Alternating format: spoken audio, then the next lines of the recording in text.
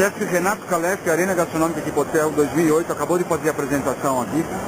O Renato, me fala uma coisa, você é o principal ou um dos principais chefes de São Paulo de gastronomia orgânica e funcional. Sou pioneiro em orgânico e funcional, agregando na alta gastronomia e a banana verde e alimentos funcionais como a quina e o avocado, como hoje, que foi o meu preparo. Fala pra gente rapidinho, o que é gastronomia funcional exatamente? É uma gastronomia que promove e previne, promove saúde e previne doenças e males modernos. Quer dizer, que tá atuando junto com o organismo, ela está planejada para Imagine que eu preciso tirar, obter do alimento um princípio ativo. Para eu ter esse princípio ativo, eu parto do pressuposto que o alimento é orgânico, que eu tenho um fitoquímico.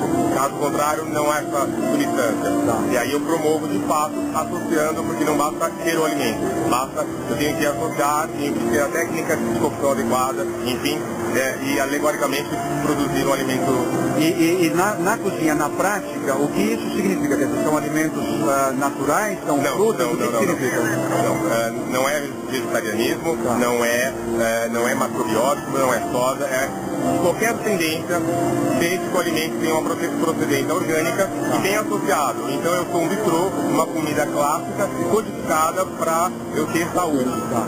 Você foi chefe durante muito tempo do Empório Siriúba, aqui em São Paulo? Sim, o Siriúba foi o primeiro restaurante nesse conceito, infelizmente ele fechou. Tá. E agora você está com um projeto novo? Agora, dia 27, eu inauguro o Le Manjou Bistrô, gastronomia orgânica e funcional, na Vila Madalena. 27 de setembro. 27 de setembro, com o diferencial que eu aplico a coerência de todo o conceito. Então a minha mão de obra é formada e capacitada por ONG, meus alimentos são orgânicos e todas as peças decorativas são revertidas para a comunidade de doação. Ah, legal. E Le Manjou, o que significa Le Manjou?